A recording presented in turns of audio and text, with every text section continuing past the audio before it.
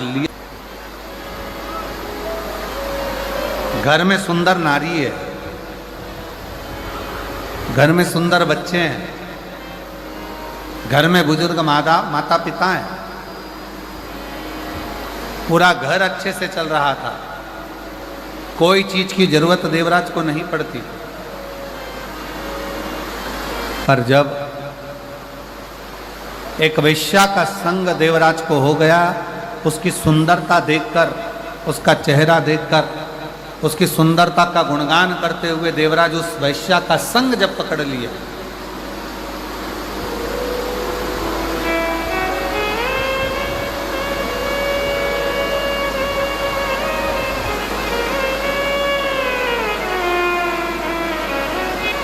फिर निवेदन है, जो लोग छोटे पंडालों में हैं उनसे निवेदन है बड़े पंडालों में आ जाए। पानी बहुत तेज है और जहाँ जहाँ जगह मिलती जाए वहाँ आप लोग आनंद से विराजमान हो, बैठें, क्योंकि जलवृष्टि बहुत तेज है, उसका स्मरण आप लोग रखें।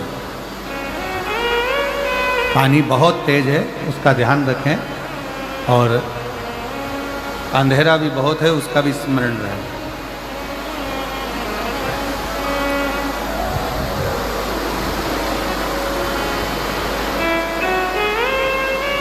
घर में सुंदर नारी है, घर में सुंदर स्त्री है, घर में सुंदर बच्चे हैं, विद्वान बच्चे हैं, घर में बुजुर्ग माता पिता है, पर देवराज नाम का ब्राह्मण एक गलत स्त्री के चक्कर में, गलत नारी के चक्कर में पड़ गया।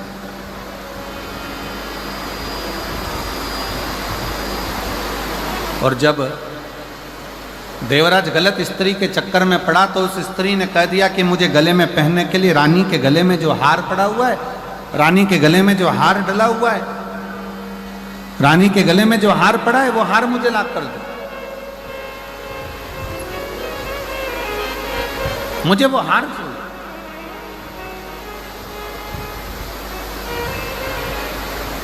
सुना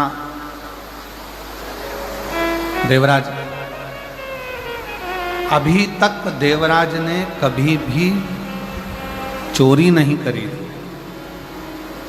देवराज ने कभी गलत कर्म नहीं करा था, गलत कृत्य नहीं करा था। केवल एक स्त्री के चक्कर में पड़कर, एक नारी के चक्कर में पड़कर, एक पर स्त्री के चक्कर में पड़कर देवराज ने चोरी का क्रम पहली बार प्रारंभ करा और चोरी करने के लिए राजभवन में पहुंच गए।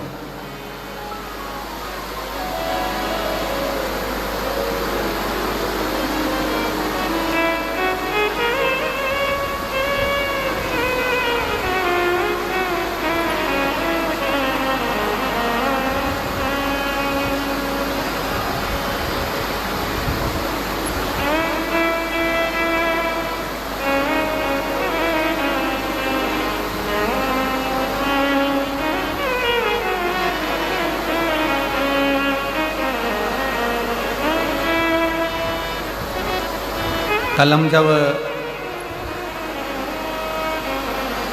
मयाली गांव के लिए रायपुर से चले थे, मैं दीदी को कहूँगा कि जब मयाली गांव से चले तो वहाँ रायपुर में पहुँचने से पहले हमने सूचना करी कि हम जब मयाली पहुँचे तो बाबा को, मदेश्वर नाथ जी को थोड़ा गंगा जल चढ़ा लें। पर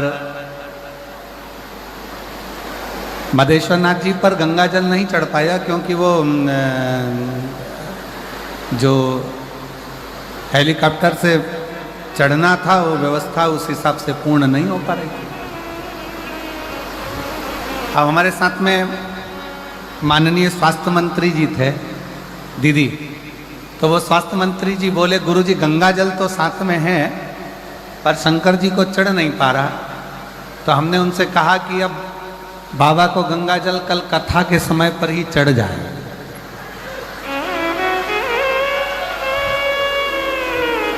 और आज जो ये नज़ारा मदेश्वर नाथ जी का जो दर्शन करने को मिल रहा है, बाबा अपना स्नान खुद गंगा जल से कर रहे हैं, इससे बढ़कर मदेश्वर नाथ का और क्या आनंद है। यही शिव।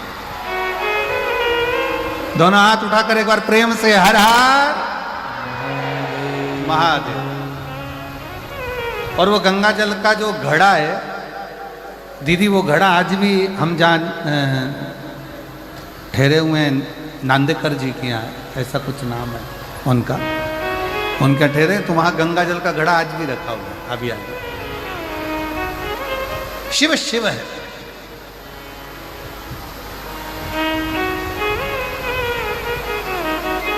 आप जिस भाव से उसको भजोगे, आप जिस हिसाब से उसको भजोगे, आपका मन, आपका हृदय जितने प्रेम से, जितने भाव से आप उसको भजोगे, वो स्वीकार करेगा, जितने भाव से।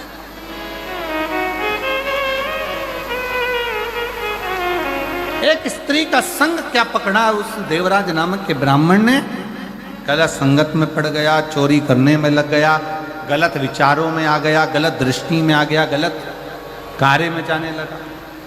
और हुआ क्या,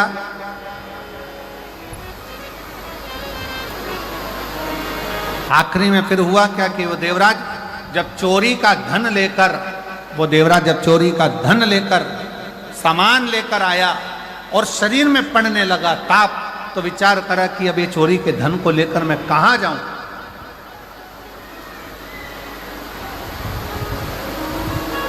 किस जगह पर जाना था, वेश्या के घर, चोरी का धन लेकर पहुंच गया भगवान शंकर के शिवालय में, शंकर के मंदिर।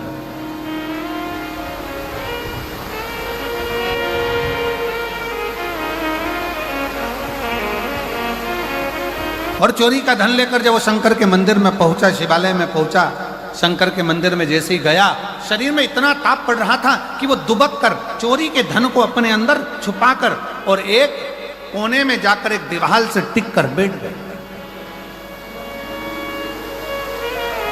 अब देवराज को यह नहीं मालूम कि वो चोरी का जो धन लेकर चला है, वो चोरी का जो धन लेकर पहुंचा है, उसको तो लग रहा था कि कोई साधारण स्थान होगा। ब्राह्मण कुल में जन्म लेकर वो कभी तो मंदिर नहीं गया था, ब्राह्मण कुल में जन्म लेकर कभी वो शिवालय नहीं गया था, ब्राह्मण कुल में जन्म लेने के बाद कभी उसने भगवान का नाम उच्चारण नहीं करा था। पर पहली बार चोरी के धन को लेकर, चोरी के आभूषणों को लेकर वो शंकर के मंदिर में एक दीवार से छुपकर बैठ गए।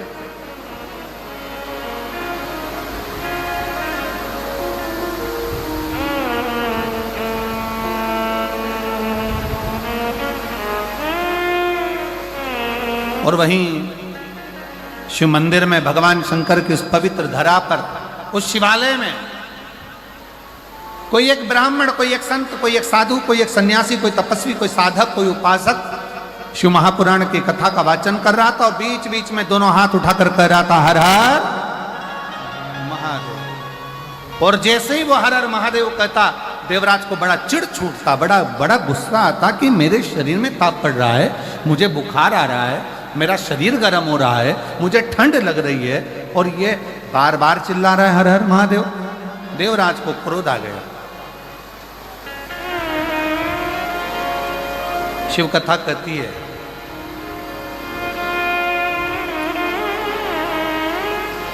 कहीं अगर मिल जाए शरणागति भगवान शंकर की तो उसको स्वीकार कर। कौरव और पांडव दोनों की सेना तैयार है, युद्ध के मैदान में खड़ी है, दोनों की सेना।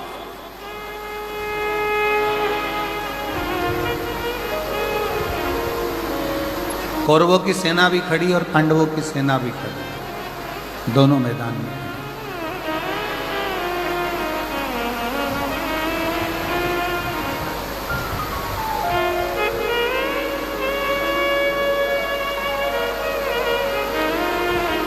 कौरवों की सेना भी मैदान में है, पांडवों की सेना भी मैदान में।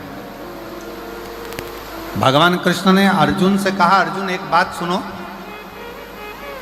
ये युद्ध जो प्रारंभ होने वाला है, इस युद्ध के प्रारंभ में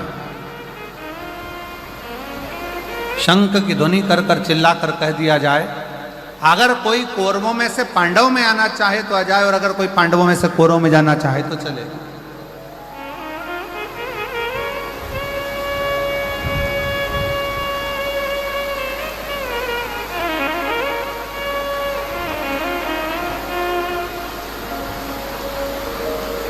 मान लो यदि कोई कौरव में से पांडव में आना चाहे तो वो आ सकता,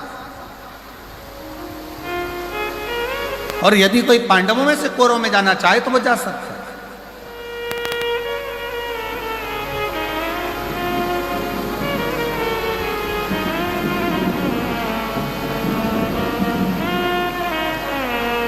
अर्जुन ने शंख का नाद करा, शंख की ध्वनि करी, और शंख का नाद कर कर अर्जुन ने चिल्ला कर कह दिया, यदि कोई कौरवों में से पांडव में आना चाहे तो वो आए, और यदि कोई पांडवों में से कौरव में जाना चाहे तो वो जाए।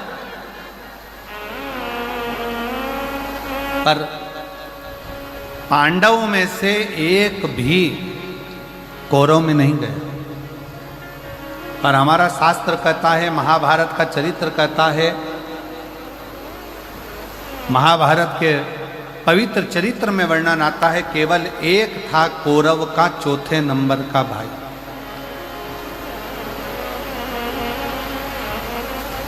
जिसका नाम था विकर्ण। कौरव का चौथे नंबर का भाई था विकर्ण, जो अपने रथ को लेकर आगे आया, अपने रथ को आगे बढ़ाया।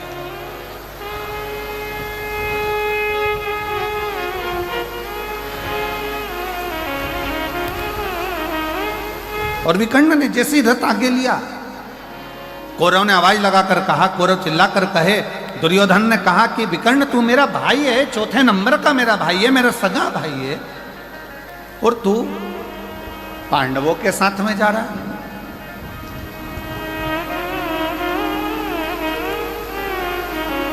तू मेरा सगा भाई होकर पांडवों की सेना में जा रहा है। विकर्ण मुस्कुराया, थोड़ा रथ और आगे बढ़ाया। फिर दुर्योधन ने कहा, दुशासन ने आवाज लगाकर कहा, विकर्ण तू हमारा भाई होकर, सगा भाई होकर, और तू पांडवों की सेना में जा रहा है। आखिरी में विकर्ण से रहा नहीं गया और विकर्ण ने कहा, भैया दुर्योधन, भैया दुशासन, सुनो, मैं पांडवों की सेना में नहीं जा रहा हूं, मैं धर्म की लड़ाई लड़ना चाहता हूं, इसलिए मैं पांडवों की सेना में नहीं, जो रथ को हाँक रहे हैं द्वारकानाथ, जो रथ को चला रहे हैं भगवान कृष्ण, विकर्ण कहता है मैं उन कृष्ण की शरणागति में जा रहा हूं। आप ये ना सोचे कि मैं पांडव के पास जा रहा हूं, मैं तो कृष्ण की शरणागति में पहुंच रहा हूं।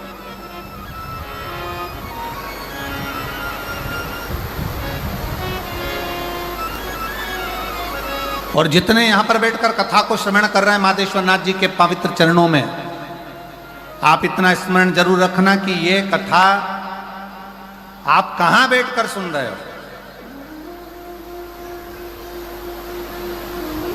आप किस भूमि पर बैठकर सुन रहे हो। माधेश्वर बाबा के चरणों में बैठकर इस प्राकृतिक शिवलिंग के एक आनंदमय स्वरूप में, जिसको कोई बनाया नहीं है, मंदिरों में जो शिवलिंग होता है उसका निर्माण कोई ना कोई करता है। पर आज आप लोगों को प्रसन्नता होना चाहिए कि जिस शिवलिंग के चरणों में बैठकर आप कथा सुन रहे हो, इसको किसी ने गढ़ा नहीं है, इसको किसी ने बनाया नहीं है, ये स्वयं प्रकृति का दिया हुआ वो भगवान शंकर का आनंदमय स्वरूप है, जिसके चरणों में बैठकर आप और हम इस कथा का लाभ ले रहे हैं। और देखो, मानो तो गंगा माँ हूं और ना मानो तो बहता, जम के बोलो जरा, ना मानो तो बहता, अब मान लो तो मैं गंगा हूं, और ना मानो तो पानी तो बह रहा है। तुम्हारी मर्जी पड़े तो डुबकी लगाओ, तुम्हारी मर्जी पड़े तो नहाओ, तुम्हारी मर्जी पड़े तो ले जाओ, तुम्हारी मर्जी पड़े तो जाओ।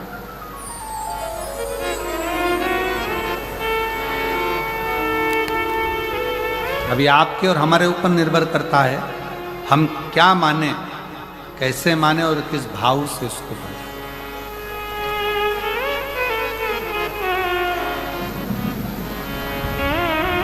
देवराज,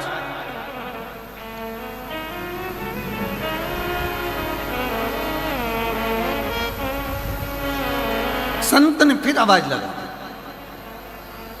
जैसे भी कर्ण अपने रथ को आगे लेकर आ गया और दुर्योधन कहता रहा कि तू मेरा सगा भाई है, तू मेरा अपना है, और तू पांडवों की सेना में जा रहा है, पांडवों की ओर जा रहा है। कहा मैं कृष्ण की शरणागति में जा रहा हूं, कृष्ण की शरण। और यदि अगर अब तुमसे कोई पूछे, आप लोग यहां कथा सुनने के लिए आए हैं, तो कोई तुमसे कहे कथा सुनने कहां जा रही है, क्यों जा रही है, तो कह देना कथा सुनने के लिए मैं कहीं दूसरी जगह नहीं जा रही, जहां पर मेरे शंकर भगवान स्वयं विराजमान है, कंकर शंकर के रूप में मेरे शिव विराजमान है, ऐसे मधेश्वर नाथ के चरणों में उनके घर कथा श्रवण करने के लिए, उनके बोल बम का नारा है, मैं उनके चरणों में कथा श्रवण करने के लिए, मैं कहीं और नहीं।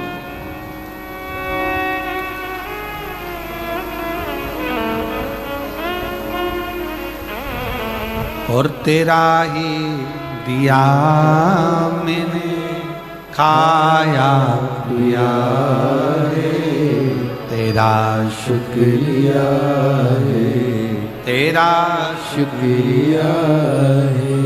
जब हम हृदय से बाबा के चरणों में बैठकर एक बार दिल से बाबा से प्रार्थना करते हैं तो बाबा स्वीकार करता है। एक पत्र है बड़ा सुंदर, देखिए।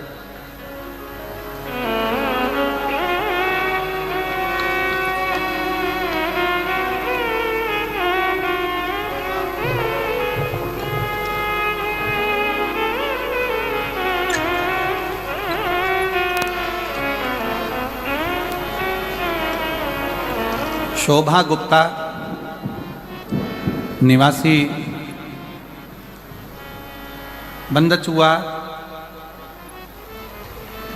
जिला जशपुर, छत्तीसगढ़ की निवासी हूँ। कहीं बैठी हो तो हाथ हिला सकती हैं, आप कहीं हैं, आ जाओ आ जाओ, एक बेलपत्र ले जाना, आ जाइए।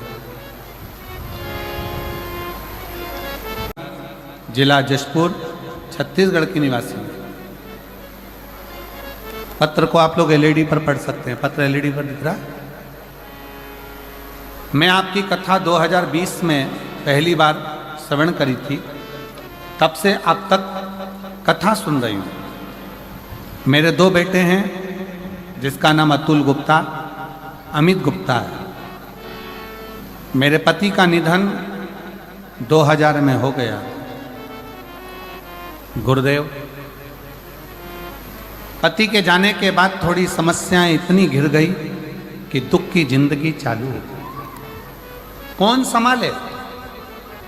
मेरे बड़े बेटे की उम्र उस समय पर 7 वर्ष की थी और छोटे बेटे की उम्र उस समय पर 5 वर्ष की। गुरुदेव, दोनों को पढ़ाना, मेरे अपने दोनों बच्चों को मैंने सरकारी स्कूल में पढ़ाया।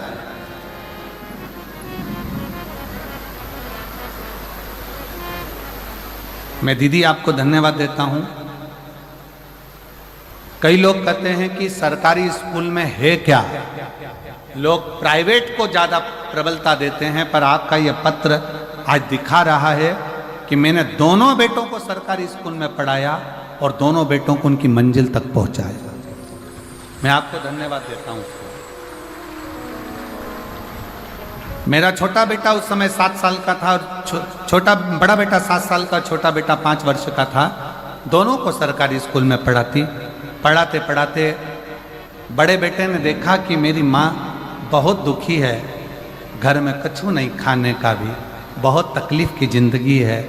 तो बड़ा बेटा पढ़ाई करते करते करते करते दुकान खोल ली और दुकान चलाने लगा। अब ऐसा लगता था कि भगवान ने थोड़ा सा हाथ पकड़ा। गुरुदेव, लोग कहते हैं शिव महापुराण की कथा सुनने से होता क्या है? मैं कहती हूं मेरा पहले का जो 2000 में पति गए, उसके बाद का जो जीवन कटा वो संघर्ष का कटा, पर जब से 2020 से कथा सुनना प्रारंभ करी, आज मैं छाती ठोक कर कहती हूं कि मैं जो बाबा से मांगती हूं बाबा मुझे पहले प्रदान कर देता। गुरुदेव, बच्चे ने दुकान चलाई, दुकान में तकलीफ आई, धीरे धीरे बालक ने फिर चलाई और आज बाबा की कृपा से उसकी दुकान जम गई। उसी बड़े बेटे ने छोटे बेटे को और पढ़ाया और पढ़ाते पढ़ाते बेटे ने एग्ज़ाम दिया पर उसका कोशिश सफल नहीं हुआ। मैंने अपने बच्चे से कहा चिंता मत कर, अपन दोनों पशुपतिनाथ का व्रत करते हैं। और मेरे बेटे ने और मैंने दोनों ने पशुपति व्रत किया। बाबा की कृपा से रायपुर में जाकर मैंने पंडाल में बैठकर कथा को श्रवण करा और बाबा से वहां पर भी बैठकर निवेदन करा, बाबा मेरा एक बेटा तो दुकान कर रहा है पर दूसरा बेटा पढ़ाई में लगा है और ऐसी कृपा कर दे कि उसकी सरकारी नौकरी लग जाए। आज मैं बाबा को धन्यवाद देने के लिए आई हूँ। आज मेरा बेटा सूरजपुर जिला में फूड इंस्पेक्टर के पद पर नियुक्त हो गया है। मैं बाबा को धन्यवाद देने के लिए। और गुरुजी एक पत्र और नीचे लिख रही हूँ। मेरे बेटे का दोस्त जिसकी शादी को 12 साल हो गए थे, उसको संतान का सुख नहीं था। मैंने उसको पशुपतिनाथ का व्रत और सफ़ेद आंकड़े की जड़ के बारे में बताया और 12 साल के बाद मेरे बेटे के दोस्त के घर में पुत्र रत्न की प्राप्ति हुई। मैं बाबा को धन्यवाद देने के लिए यहाँ आई।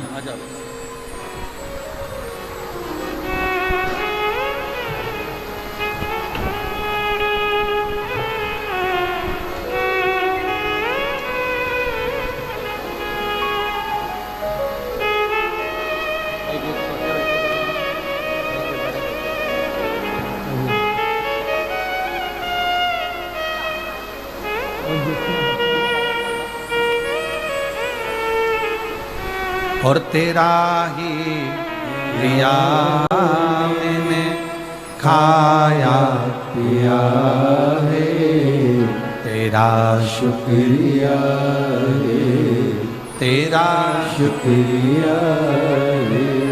मुझे भोले बाबा ने बहुत दे दिया है, तेरा शुक्रिया है, तेरा शुक्रिया है। आपका मेहनत, आपकी लगन, आपका परिश्रम, जिस दिन आपने विचार कर लिया कि मैं पढ़ाई कर रहा हूं और उच्चता में एक आनंद के साथ एक लक्ष्य बनाकर कर रहा हूं, तो दुनिया में किसी की सामर्थ्यता नहीं कि आपको पीछे हटा। आप अपने लक्ष्य में आगे बढ़ोगे। हमने पहले भी कथा में कहा, आज फिर कहते हैं, माता के गर्भ से भी अगर किसी का जन्म हुआ है ना, तो हंसते हुए नहीं हुआ, हंसते हुए नहीं हुआ। माता के गर्भ से भी अगर किसी का जन्म हुआ है तो वो रोते हुए हुआ है। और स्वयं रामचरितमानस में तुलसी बाबा ने लिख दिया, माता कौशल्या जी राम जी का जब दर्शन करती हैं तो उसी समय पर कहती हैं, माता पुनि बोली सोमति डोली तजऊ तात यह रूपा, की जय शिशुलीला अति प्रियशीला यह सुख परम अनुपा, सुनि वचन सुजाना रोदन ठाना। इस संसार सागर में जन्म लिया है तो शिव महापुराण की कथा कहती है, रामचरितमानस कहती है कि संसार में जन्म लेने के बाद थोड़ा ना थोड़ा दुख तो आपकी जिंदगी में आएगा ही, थोड़ा ना थोड़ा दुख अपनी जिंदगी में आएगा ही। पर शिव पुराण की कथा एक बात और कहती है, अगर आपका लगन, आपकी मेहनत, आपकी कार्यशीलता और आपके कर्म की प्रबलता है तो दुनिया में कोई हरा नहीं सकता। आप आगे बढ़कर ही रहोगे और सफलता आपके पास में आएगी। बढ़ो,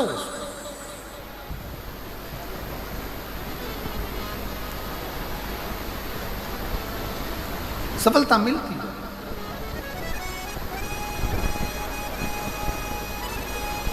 और मेरे भोले तेरा सहारा है, मेरे भोले तेरा सहारा है, मेरी नैया का तू किनारा है, मेरी नैया का तू किनारा है। मेरे बाबा तू तुझे पुकारा है, मेरे बाबा तुझे पुकारा है, मेरी नैया का तू किनारा है, मेरी नैया का तू किनारा है। शिव कथा कर रही है, भगवान शंकर का संवाद कर रहा है, शिव महापुराण का चरित्र कर रहा है।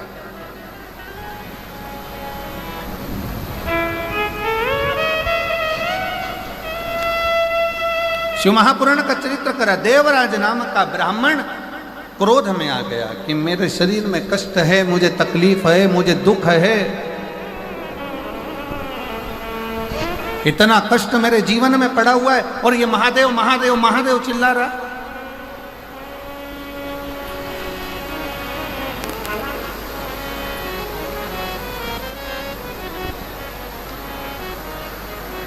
सुना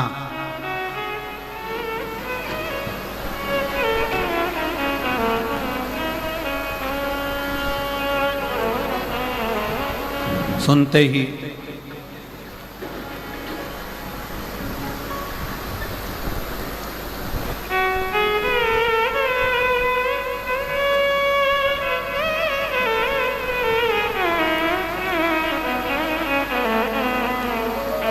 श्रवण करते ही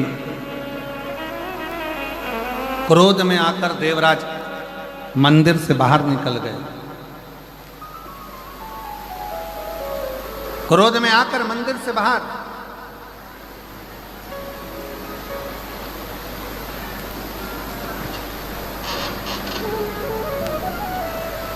और जैसे ही मंदिर से बाहर देवराज गया, एक बेलपत्र का वृक्ष जिसकी छांव और उस बेलपत्र के वृक्ष के नीचे देवराज के प्राण को त्यागना। उसको मालूम नहीं पड़ा कि मेरे प्राण छूटते समय सामने देवाधिदेव महादेव शंकर नंदी लेकर खड़े हुए थे, स्वयं ओ घड़दानी शंकर।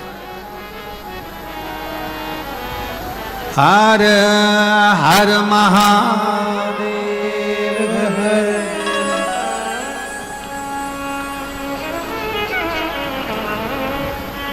और धीमा बजाओ भोलानाथ डमरू, धीमा बजाओ, धीमा बजाओ भोलानाथ डमरू, धीमा बजाओ, धीमा बजाओ भोलानाथ डमरू, धीमा बजाओ, धीमा बजाओ भोलानाथ डमरू, धीमा बजाओ, धीमा बजाओ भोला, धीमा बजाओ, धीमा बजाओ भोला, धीमा बजाओ, धीमा बजाओ भोला, धीमा बजाओ, धीमा बजाओ भोला, धीमा बजाओ, धीमा बजाओ भोलानाथ डमरू, धीमा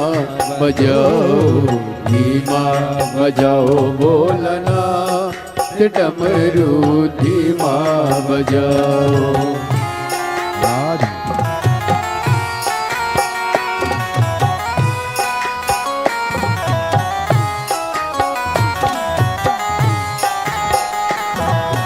दोनों हाथों से ताली से बजाते हुए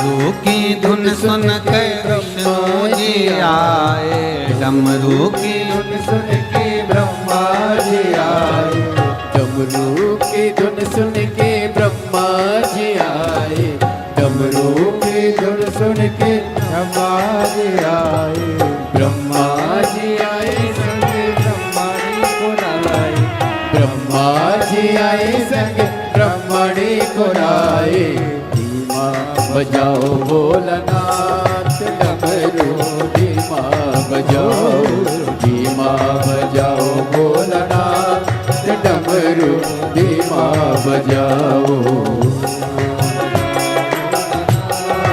डमरू, धीमा बजाओ।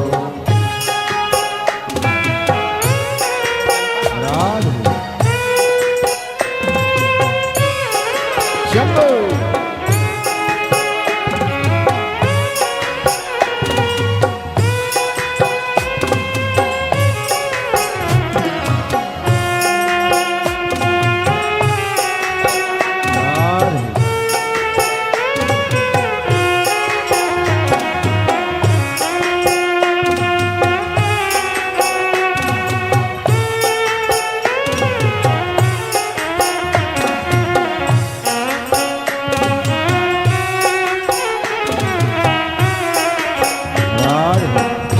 दोनों हाथों से ताली से बजाते हुए बड़े भाव से।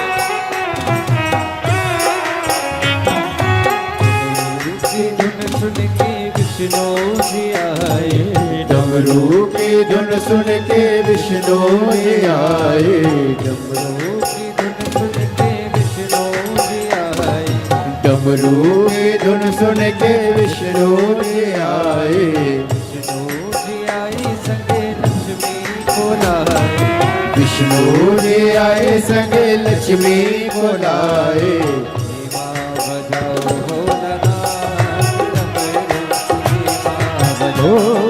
धीमा बजाओ भोलानाथ डमरू, धीमा बजाओ, धीमा बजाओ भोलानाथ डमरू, धीमा बजाओ, धीमा बजाओ भोलानाथ डमरू, धीमा बजाओ।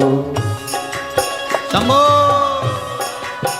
राधे हरि बोल।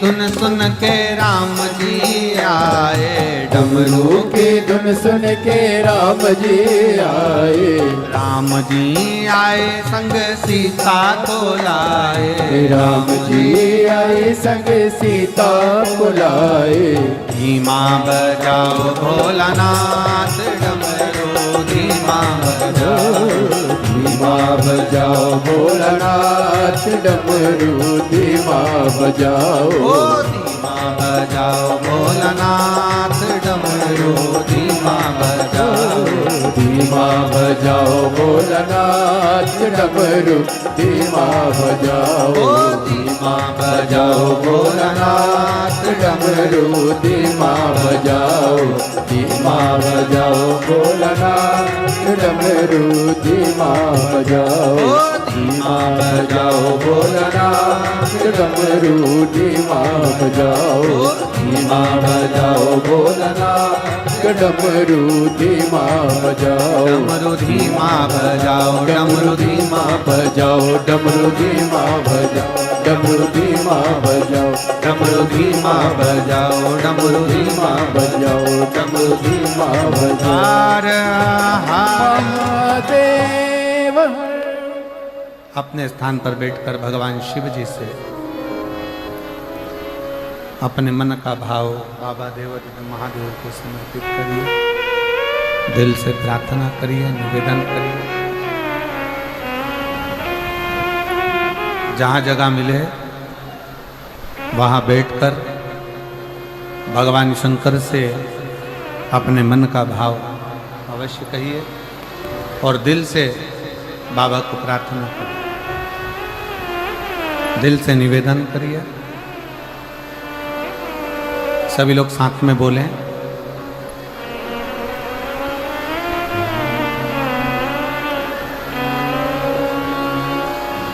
श्री शिवाय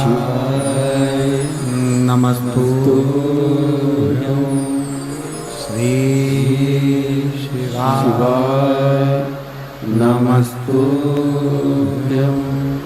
श्री शिवाय नमस्तुभ्यं।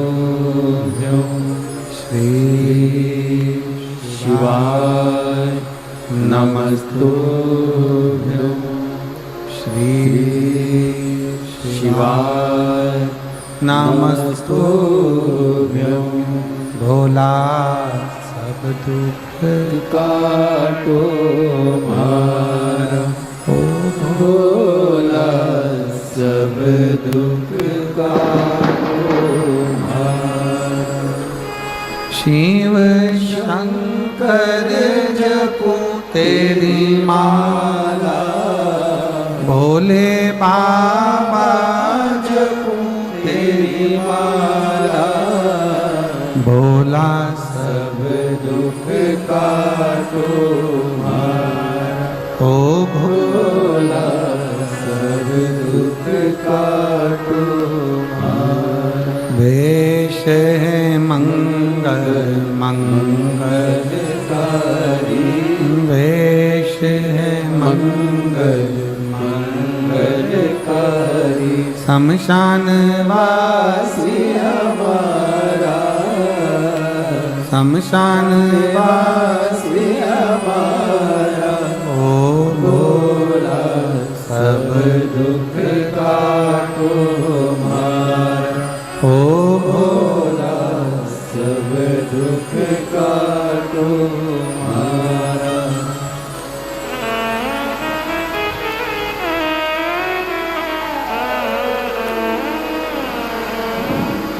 भगवान देवाधिदेव महादेव, भगवान शिव, ओगरदानी, त्रिकालदर्शी, कैलाशी, अविनाशी शंकर,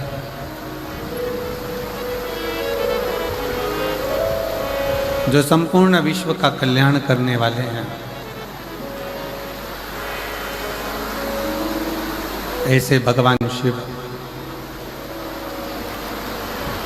देवराज नाम के ब्राह्मण को स्वयं नंदी पर बिठा कर लेकर गए। देवराज ने पूछा,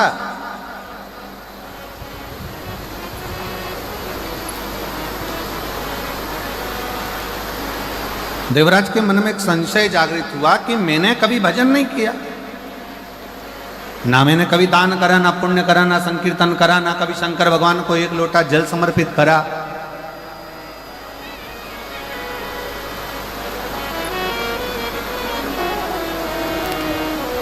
फिर आखिर मुझे भगवान शिव देवाधिदेव महादेव नंदी पर लेकर गए हैं, ऐसा क्या करा मैं? तो कहा, पहले नंबर पर तो एक क्षण की शिव महापुराण की कथा श्रवण कर ली, दूसरे नंबर पर बेलपत्र के वृक्ष की छांव में तेरे प्राण गए, और तीसरा तुम्हारी जो माता है वो प्रतिदिन शिवालय में एक लोटा जल समर्पित करती रही, एक लोटा जल देती रही। उसका फल ये मिला कि तेरे प्राण छूटने से पहले तू शंकर के मंदिर तक, शिवालय तक पहुंच गया, शिव के दरवाजे तक पहुंच गया, शिव की चौखट तक पहुंच गया।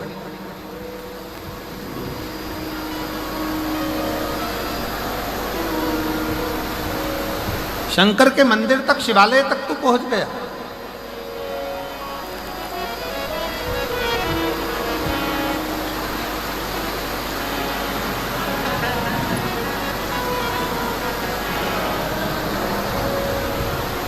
और अंत में भगवान शंकर तुझे नंदी लेकर आए लेने के।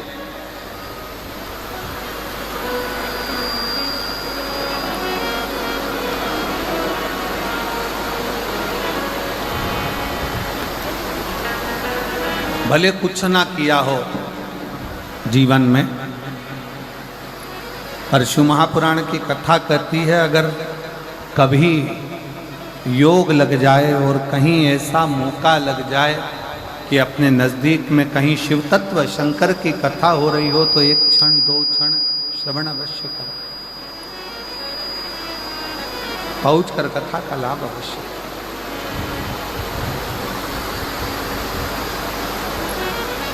उस कथा को अपने जीवन में जरूर उतारो, उसको श्रवण करो।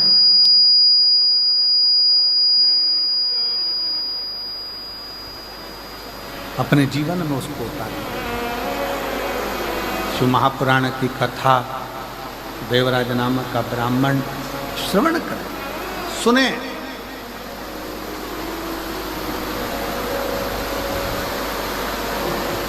कितना सुंदर कहा है कि डॉक्टर के पास में हड्डी या नस में जो अकड़ हो जाती है उसको समाप्त करने की दवा डॉक्टर के पास होती है।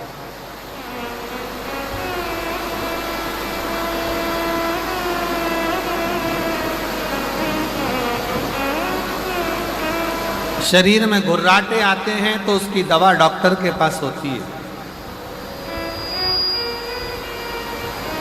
पर शिव महापुराण की कथा कहती है जब शरीर में अकड़ आई तो उसकी दवा डॉक्टर के पास है, घुर्राटे आए तो उसकी दवा डॉक्टर के पास है। पर जब किसी व्यक्ति को बुद्धि की अकड़ हो जाती है, अहंकार की अकड़ हो जाती है, और किसी व्यक्ति के जीवन में जब घमंड की अकड़ आ जाती है तो उसका इलाज डॉक्टर के पास नहीं होता, फिर उसका इलाज एक ना एक दिन स्वयं वो देव अधिदेव महादेव ऐसा इलाज करता है कि व्यक्ति की सारी अकड़ धरी की धरी रह जाती है, फिर वो किसी काम की नहीं रह पाती, किसी काम।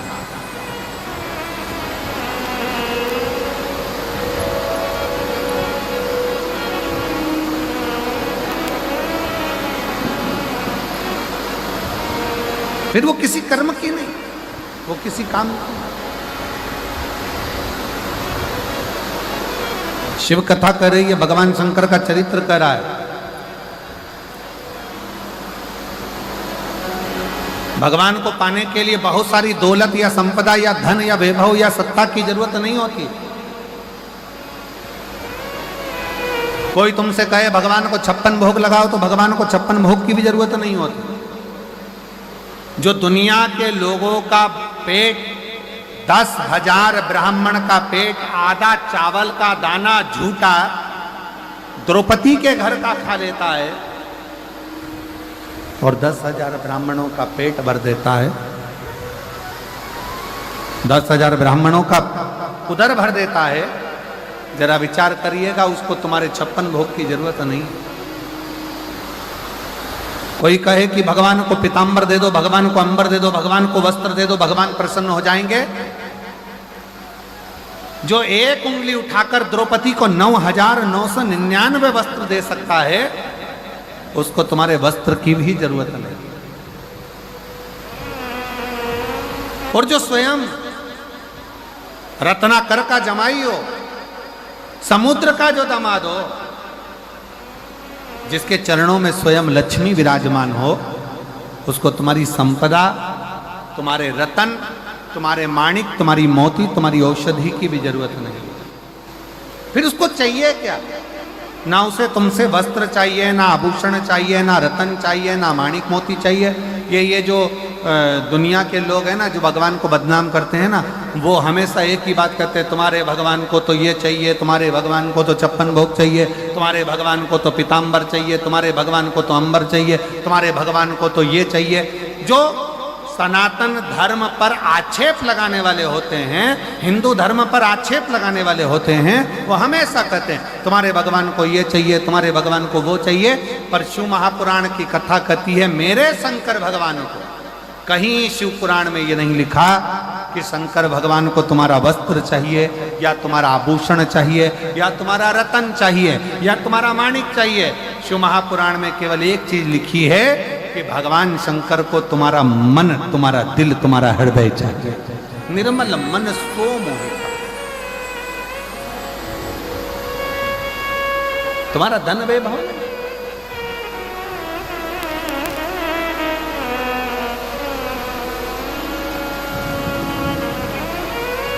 और हम तो बाबा के भरोसे चलते हैं, हम तो बाबा के भरोसे चलते हैं। ये दुनिया वाले जलते हैं, ये दुनिया वाले जलते हैं, हम तो बाबा के भरोसे चलते हैं, हम तो बाबा के भरोसे चलते हैं। शिव कथा कर रही है, भगवान शंकर का संवाद करा है। शंकर भगवान को ना तुम्हारा रतन चाहिए, शंकर भगवान को ना तुम्हारा अंबर चाहिए, शंकर भगवान को ना तुम्हारा पीताम्बर चाहिए, शंकर भगवान को ना तुम्हारा माणिक चाहिए, शंकर भगवान को ना तुम्हारा मोती चाहिए, शंकर भगवान को ना तुम्हारी दौलत चाहिए। शिव पुराण कहती है शंकर भगवान को केवल एक चाहिए, वो तुम्हारा हृदय, तुम्हारा दिल, तुम्हारा मन, तुम्हारा चित्त, तुम्हारी वृत्ति, केवल एक।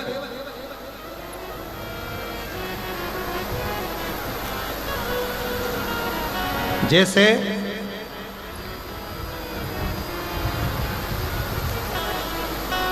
आज की पत्नी को कैसा पति चाहिए?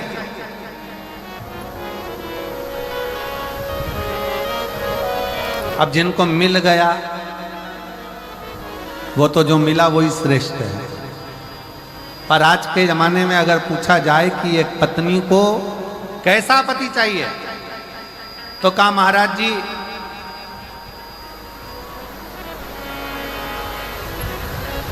पर्स में माया हो,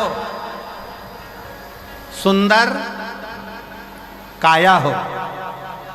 अरे जम के तो बोलो जरा, आज की स्त्री को कैसा पति चाहिए कि पर्स में जम के बोलो जरा, माया हो, सुंदर काया हो, घर में काम करने वाली आया हो।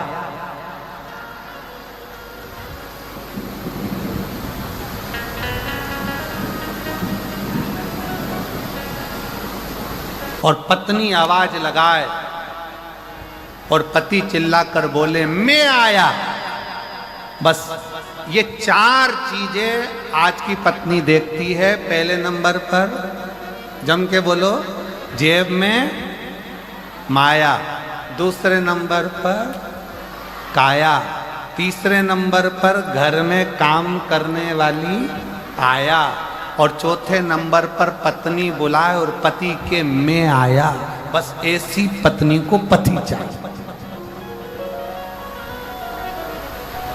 पत्नी जब बोले तुमसे तुरंत कहाँ हो, और पति कह दे मैं आया।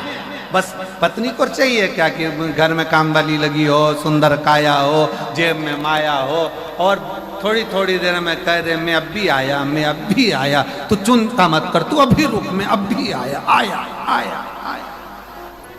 ऐसा की कथा, राम कथा, भागवत कथा, विष्णु पुराण आदि आदि जितनी भी पुराण हम श्रवण करते हैं, हमारे श्रवण करने का एक भाग हमारे पितरों के खाते में जाता है, तो उस कथा के फल से उनकी मुक्ति हो जाती है। उनकी कथा के फल से मुक्तता। प्रेत योनि से मुक्त हो गया धुंधकारी, बिंदुक प्रेत योनि से मुक्त हो गया। काय से हुआ? शंकर का स्मरण, शिव महापुराण की कथा का रस तत्व ग्रहण करना, राम कथा भागवत कथा का मात्र स्मरण करना, उससे मुक्त था।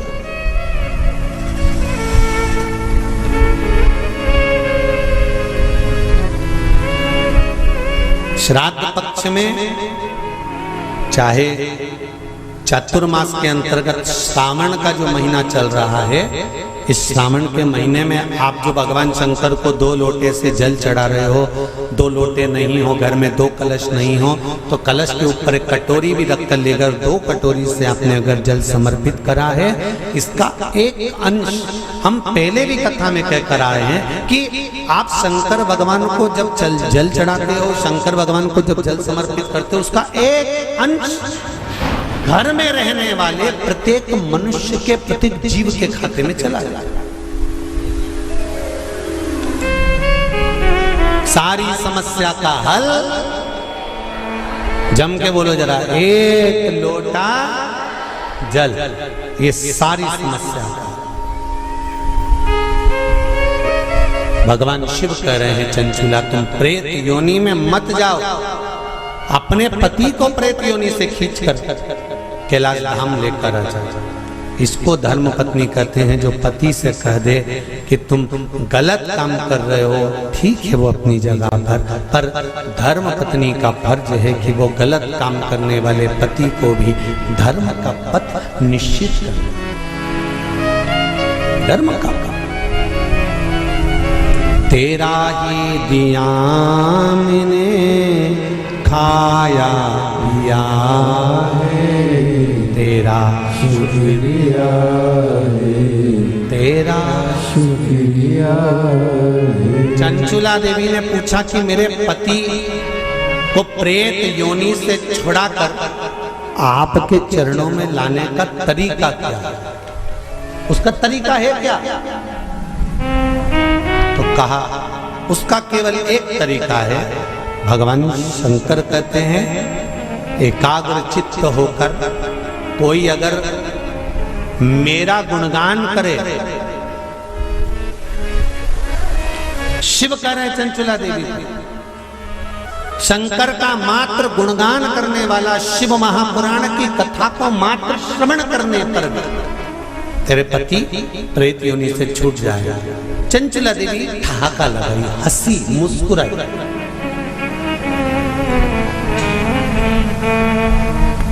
हंसी चंचुला देवी।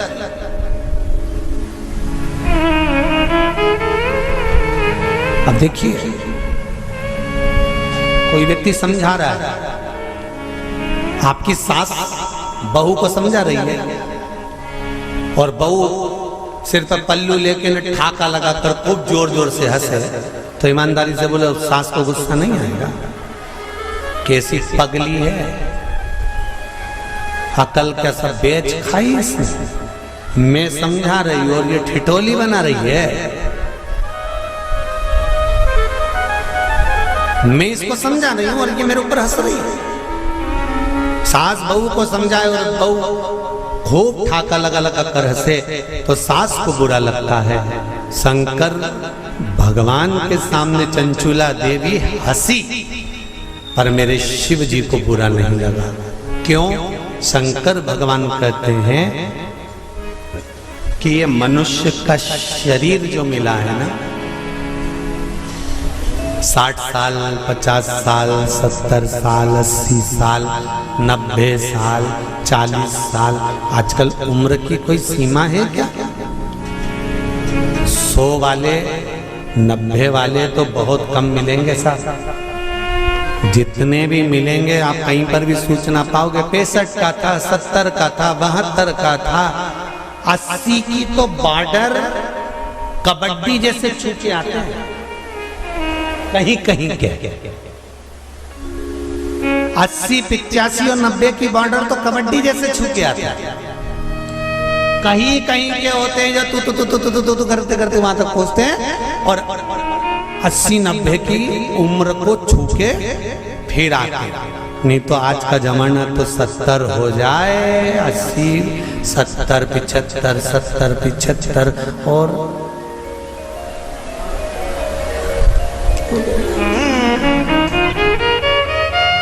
और बीच में कोरोना जैसा आ गया तो फिर तो 75 भी जाने दे।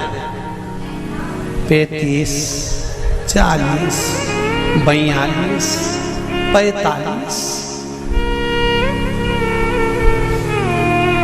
और अभी भी देखो, आप देखिएगा जो कोरोना महामारी में जो बुढ़े बुढ़े लोग हैं ना, कई बुजुर्ग लोग आज भी सेफ हैं, और उन्हीं के पड़ोस में रहने वाला कोई 33 साल का, कोई 40 साल का, कोई 45 साल का, कोई 50 साल का, उन्हीं के पड़ोस में रहने। और कई कई बूढ़ी बूढ़ी माताएं तो आज भी कह देती हैं, भगवान हमको उठा देता, इनको बेचारे को बचा देता। भगवान भी मन में सोच रहे, डोकरी को कौन ले जाए। अरे भाई, हंसते हंसते मृत्यु भी उसकी आती है जो शंकर का उपासक होता है, भगवान का भजन करने वाला। हंसते हंसते मृत्यु भी उसी की आती है जो शिव का उपासक है। नहीं तो इंजेक्शन बॉटल और शरीर सड़ रहा है, पड़ा है। बउओं ने 4 बार गोबर लीप के गीता जी सुना के नीचे सुला दिया, 3 बार गंगा जल भी पिला दिया, पर डोकरी फिर बोली चाय लिया, तो पीते से उसका कर, तो फिर उठ के बैठ।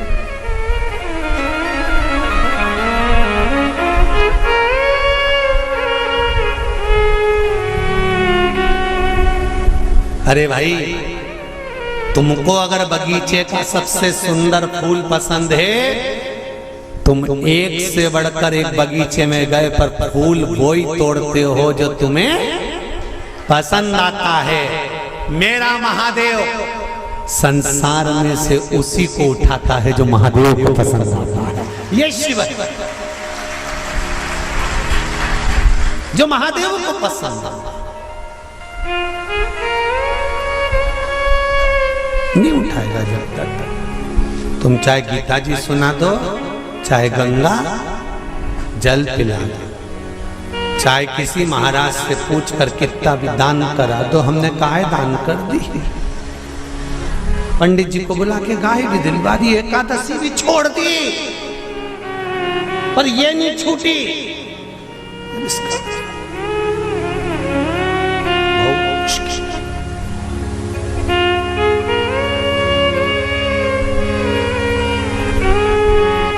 चंचुला ने ठहाका लगा दिया, नंदी पर मेरे भोलेनाथ है, मेरे शंकर नंदी पर विराजमान। और जो चंचुला देवी हंसी ना, शंकर जी प्रसन्न हो गए। सास समझाए बहू को और बहू हंसते जम के, तो सास को बुरा लग जाता है। मेरे महादेव को मुस्कुराने वाले पसंद हैं, वो कभी बुरा नहीं मानता कि कौन हंसा, उसको मुस्कुर। इसलिए आपको कथा में कहा, आपके पास में अगर एक लोटा जल नहीं है, बेलपत्र नहीं है, आपके पास में चावल का दाना नहीं है, फूल नहीं है, तो क्या कहा था, शंकर जी के मंदिर में जाना और उसको देखकर एक स्माइल कर कर मुस्कुरा कर भी आ जाना। शंकर जी भी समझेंगे इतना दुख इसकी जिंदगी में है, तो वो भी मुस्कुरा रही है, तो पार्वती जी भी कह देगी चिढ़ा रही है। काय का मुस्कुरा रही है, वो चिढ़ा के कह रही है कि दुख तुमने दिया है तो मिटाओगे भी तुम, इसलिए मैं मुस्कुरा रही हूं कि मेरे दुख को मिटा देना। जैसी प्रसन्न होकर मैं आई हूं तुम्हारे मंदिर में, ऐसी प्रसन्न कर कर भेजना, ऐसी प्रसन्न।